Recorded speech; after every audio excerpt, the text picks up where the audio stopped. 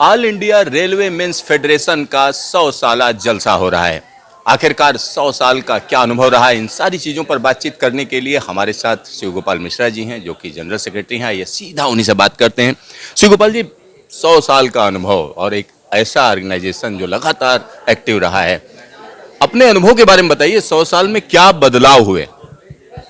देखिए, समस्याएं तो जब से रेल बनी तब से बराबर जो है वो रही हैं और करीब करीब समस्याएं वही हैं जो तब थी वो अब भी हैं। लेकिन मैं एक बात कह सकता हूं कि अभी पिछले 10 वर्षों में रेलों के विकास के बारे में काफ़ी बदलाव सरकार की सोच में आया है।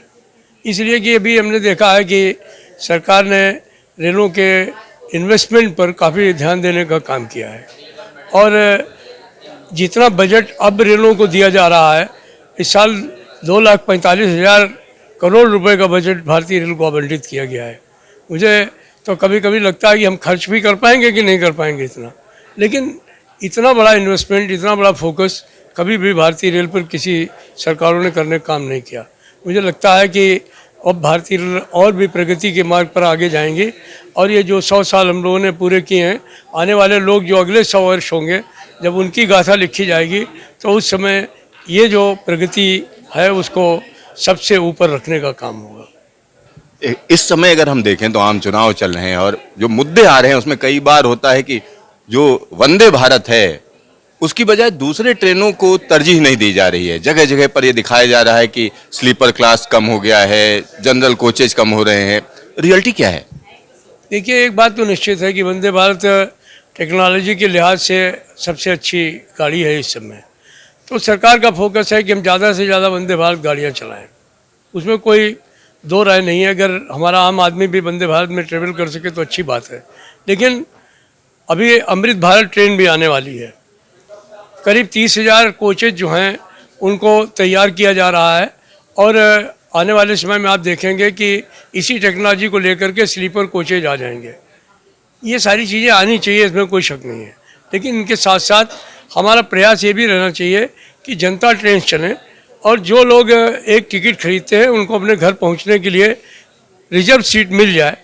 इस तरीके का कैपेसिटी ऑगमेंटेशन भारतीय रेल में करने की आवश्यकता है। शिवपाल जी, एक और जो समस्या बार बार आ रही, लोगों का कहना है कि रोजगार नहीं मिल रहे हैं। रेलवे बहुत बड़ा एम्प्लॉयर है। 5 साल में एक साथ, जब पिछला जनरल इलेक्शन था तब तो आपने डिक्लेयर कर दिया 1.25 लाख सीटों के लिए 1.25 लाख लोगों की भर्ती होगी, लेकिन उसके बाद जो गति होनी चाहिए वो गति नहीं है, ऐसा कहा जा रहा है। क्या कहेंगे? देखिए, जहाँ तक भारतीय रेल का रोजगार है वो तो जो बढ़ने की बात मैं नहीं कर रहा हूँ, जो सीटें हैं वो तो भरी जा रही हैं। अभी पिछले साल की बात आप ले लें तो 1 लाख लोग जो है वो 1800 के ग्रेड पे में भर्ती हुए और 48,000 लोग जो है वो हायर ग्रेड लेवल पे में भर्ती होने का काम हुआ।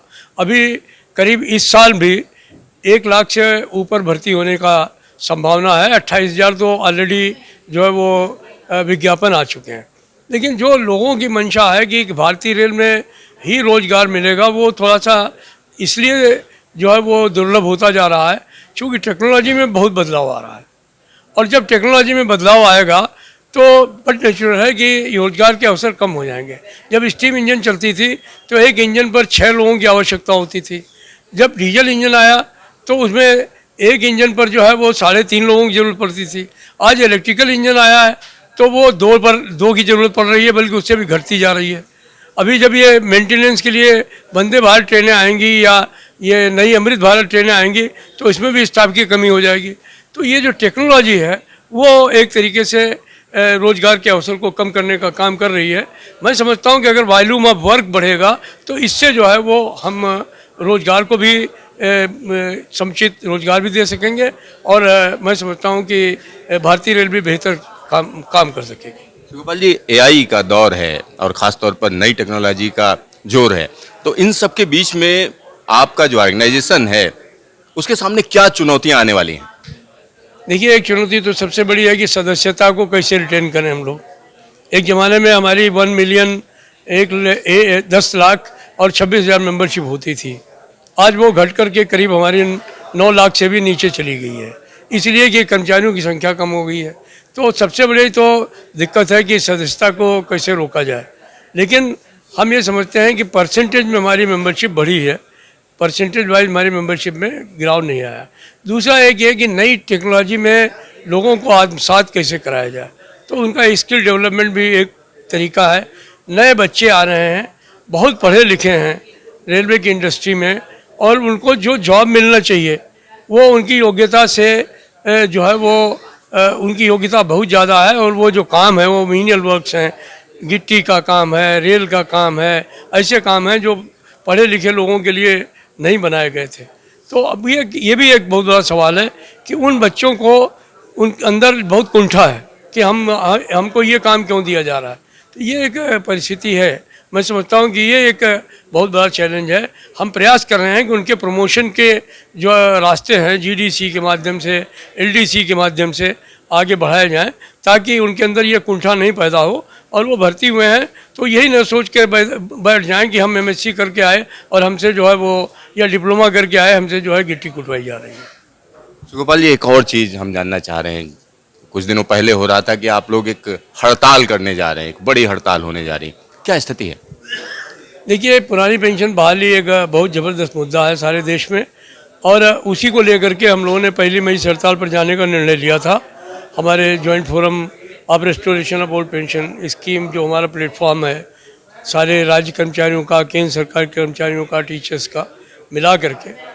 लेकिन चूँकि सरकार ने इंटरवेंशन किया, उन्होंने हमसे बातचीत की और उन्होंने कहा कि हमारी कमेटी ऑलरेडी आपने जो मेमोरेंडम दिया है उस पर काम कर रही है, आप हमें 2 महीने का वक्त दीजिए, हम 2 महीने में अपनी रिपोर्ट सरकार को सबमिट कर देंगे, आप एक बार देख लीजिए उसको, अगर आप लोग संतुष्ट हैं तो ठीक है, अदरवाइज उसके बाद जो भी आप निर्णय लेंगे वो आपके ऊपर डिपेंड करता है। लेकिन इस बीच में जब हम अपनी रिपोर्ट को पूरा करने जा रहे हैं, हमने उनसे ये भी कहा कि आपने इतना देर क्यों लगाई, तो उन्होंने कहा कि राज्य सरकार के कर्मचारियों की वजह से देर हुई है, क्योंकि वहाँ पर कर्मचारी जो हैं वो 20-20 साल जो है वो ठेके पर रहे हैं, शिक्षा मित्र के नाम पर, पंचायत मित्र के नाम पर, किसी दूसरे मित्र के नाम पर, तो इसलिए उनकी दिक्कत आ रही है। उनकी कई जगहों पर जो सर्विसेज हैं वो पूरी ही नहीं हो रही हैं पेंशनेबल सर्विस के लिए। तो उन सारी चीज़ों पर नियम बनाने, उनका डाटा इकट्ठा करने में समय लगा है, हम इस बात को स्वीकार करते हैं, लेकिन अब और समय नहीं लगेगा।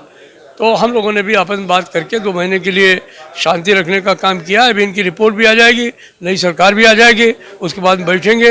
अगर रिपोर्ट हमारे हक में होगी बहुत अच्छी बात है, नहीं होगी तो फिर हमारा तो क्या है, हरजोर जुल्म की टक्कर में हड़ताल हमारा नारा है। गोपाल जी, एक आखिरी सवाल है। इस समय अगर रेलवे की बात करें तो इसका चेहरा लगातार बदलता चला जा रहा है, कॉन्ट्रेक्चुअल वर्कर्स बढ़ते चले जा रहे हैं, तो क्या कॉन्ट्रेक्चुअल वर्कर्स को भी आप लोग अपने फेडरेशन में शामिल करने की योजना बना रहे हैं? नहीं, हमने बिल्कुल बनाया, हमने फैसला लिया है कि हम अपने कॉन्स्टिट्यूशन को परिवर्तित कर रहे हैं, और उस कॉन्स्टिट्यूशन में जो हमारे आउटसोर्स वर्कर हैं, कैजुअल वर्कर्स हैं, कॉन्ट्रेक्चुअल वर्कर्स हैं, उनको भी हम मेंबर बनाएंगे, और उनको जो भी कानून है इस देश का उसके हिसाब से जो भी सुरक्षा प्रदान कराना है वो ऑर्गेनाइज लेबर की जिम्मेदारी है, हमारे फेडरेशन की जिम्मेदारी है, उसको हम लोग पूरा करेंगे। गोपाल जी, आपको 100 साल के लिए बधाई और आपके पूरे ऑर्गेनाइजेशन के लिए शुभकामनाएं। बहुत बहुत धन्यवाद आपको। तो यहाँ पर आप समझिए, all India railway men's federation देश की एक बड़ी फेडरेशन है, और यहाँ पर एक और चीज़ मैं आपको बताना चाहूँगा, बदलती हुई परिस्थितियों में इसका चेहरा भी बदलने जा रहा है। कैमरामैन शकील अहमद के साथ सिद्धार्थ, न्यूज स्टेशन, दिल्ली।